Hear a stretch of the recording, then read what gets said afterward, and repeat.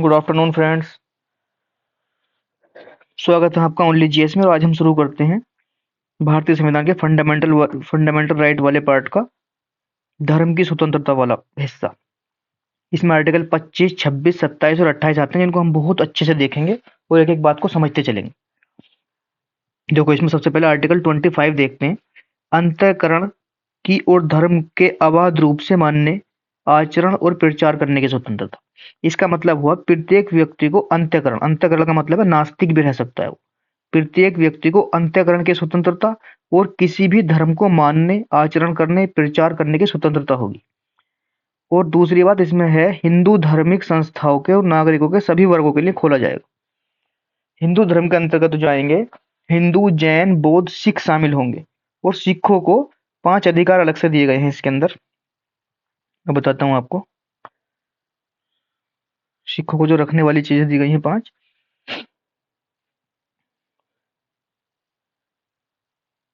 ये 5 वस्तु सिख रख सकते हैं। केश, कंघा, कड़ा, और जी नंबर 4 है कच्छा, और नंबर 5 है कृपाण। ये सिखों को कृपाण रखने का अधिकार हमें ये वाला आर्टिकल देता है, आर्टिकल 15। ठीक है। धार्मिक स्वतंत्रता पर सीमाएं भी होंगी 3। मैंने बताया था कल भी आपको। कानून व्यवस्था, सदाचार और सार्वजनिक व्यवस्था। अब हम देखते हैं। देखो, अंतःकरण की स्वतंत्रता, किसी भी व्यक्ति को भगवान या उसके रूपों के साथ अपने ढंग से उसके संबंध बनाने की आंतरिक स्वतंत्रता होगी। मानने का अधिकार होगा। अपने धर्म, विश्वास और आस्था की सार्वजनिक और बिना भय के घोषणा करने का अधिकार होगा। आचरण का अधिकार, धार्मिक पूजा, परंपरा, समारोह करने और अपनी आस्था और विचारों का प्रदर्शन करने की स्वतंत्रता होगी। प्रसार का अधिकार, यानी कि धर्म फैलाने का अधिकार। अपनी धार्मिक आस्थाओं का अन्य को प्रचार और प्रसार करने या अपने धर्म के सिद्धांतों को प्रकट करना, परंतु इसमें किसी व्यक्ति को जबरन धर्म, ये इंपॉर्टेंट चीज है, अपने धर्म में धर्मांतरित करने का अधिकार सम्मिलित नहीं है। जबरदस्ती किया गया धर्मांतरण सभी समान व्यक्तियों के लिए सुनिश्चित अंतःकरण की स्वतंत्रता का अतिक्रमण माना जाएगा। ठीक है। अब इसी में ये आ ही गया, मैंने तुम्हें बताई दी। उपरोक्त प्रावधानों से यह स्पष्ट है कि अनुच्छेद 25 केवल धार्मिक विश्वास को नहीं बल्कि धार्मिक आचरण को भी समाहित करता है। यह अधिकार सभी व्यक्ति, नागरिक एवं गैर नागरिक सबके लिए उपलब्ध है। ठीक है दोस्तों। अब देखो, बस इसमें इतना ही था। कुछ 2-3 चीजें और मैं तुम्हें इसमें बता दूं। एक देखो, इसी के आर्टिकल 25 में और क्या क्या आ सकता है। आर्टिकल 25 में और क्या क्या आ सकता है। संथारा, सुना होगा आपने। संथारा करने का अधिकार। संथारा कर सकते हैं लेकिन केवल जैन, ओनली जैन। संथारा क्या होता है कि लोग भूखा रहकर भूखा रहकर अपने, मतलब उसकी डेथ हो जाती है। जैन में होता है ये। और ये संथारा जो चंद्रगुप्त मौर्य का नाम आपने सुना होगा। चंद्रगुप्त मौर्य ने संथारा के माध्यम से अपने प्राणों को त्यागा था। चंद्रगुप्त मौर्य, इसने भी संथारा करके अपने प्राण त्यागे थे। ठीक है दोस्तों। अब अगला आर्टिकल हम देखते हैं, आर्टिकल 26।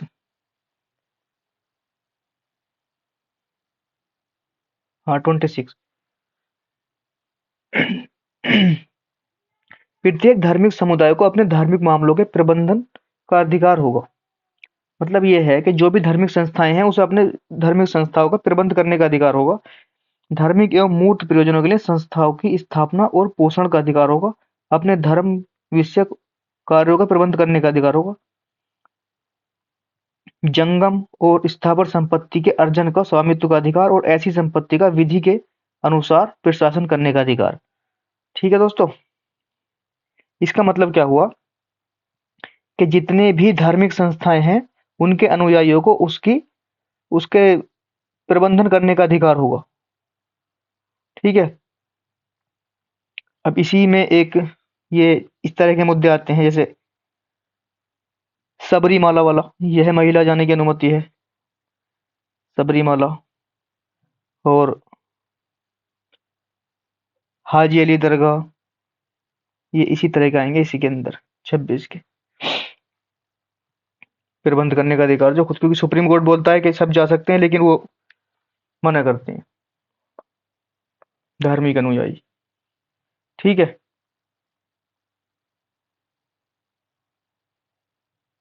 छोड़ो इन सबको, ज्यादा नहीं है इसके अंदर। आर्टिकल 27 देखते हैं हम।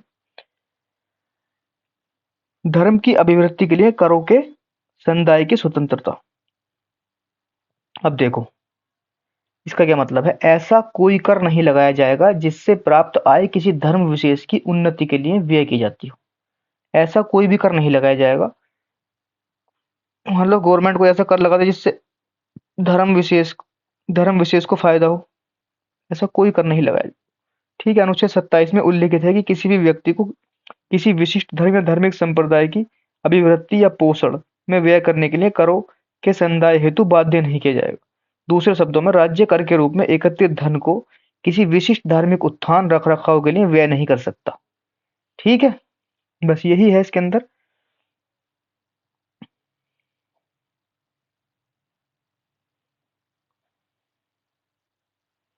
चलिए अगला देखते हैं,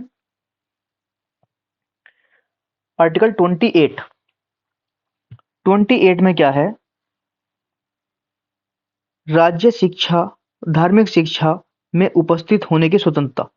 धार्मिक शिक्षा में उपस्थित होने की स्वतंत्रता। आर्टिकल 28 के अंतर्गत राज्य निधि से पूर्णतः प्रेषित किसी संस्था में कोई धार्मिक शिक्षा नहीं दी जाएगी। हालांकि यह व्यवस्था उन संस्थाओं में लागू होती है जिनका प्रशासन या तो राज्य कर रहा हो, लेकिन उसकी स्थापना किसी विन्यास या न्यास के अधीन हुई हो। देखो मैं आपको समझा देता हूँ बहुत अच्छे से ही, इसमें तो लंबा दिया हुआ है, मैं समझाता हूँ। देखो अब हम लिखते हैं एक तरफ शिक्षा संस्थान और एक तरफ लिखते हैं हम धार्मिक शिक्षा दी जा सकती है या नहीं। धार्मिक शिक्षा, ठीक है। अब मान लो राज्य द्वारा वित्त पोषित कोई 100% सरकारी शिक्षा संस्थान हो, सरकारी शिक्षा संस्थान, तो उसमें धार्मिक शिक्षा नहीं दी जा सकती, नहीं दी जा सकती धार्मिक शिक्षा। अब ये था नंबर एक। नंबर दो देखते हैं। नंबर दो में है राज्य द्वारा आर्थिक सहायता प्राप्त। आर्थिक सहायता प्राप्त,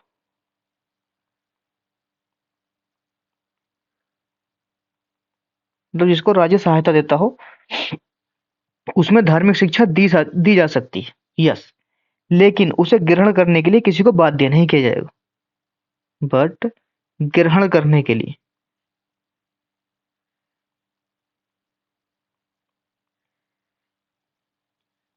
किसी को बाध्य नहीं किया जा सकता।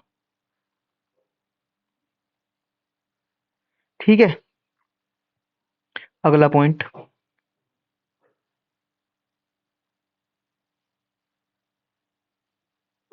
थर्ड नंबर पे, सॉरी सॉरी सॉरी,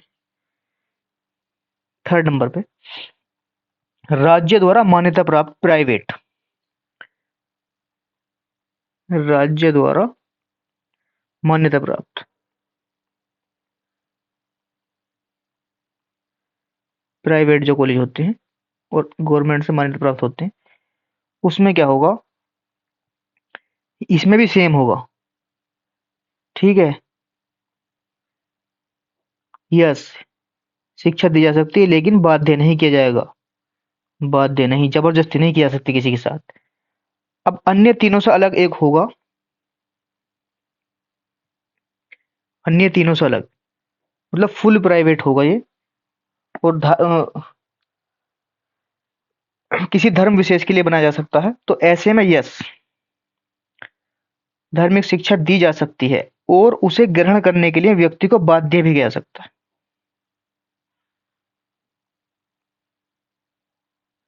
ग्रहण करने के लिए बाध्य भी किया जा सकता है। ठीक है, भी किया जा सकता है। इससे अच्छा नहीं लिखा जाता, पेन से तो थोड़ा सा कॉम्प्रोमाइज करना पड़ेगा।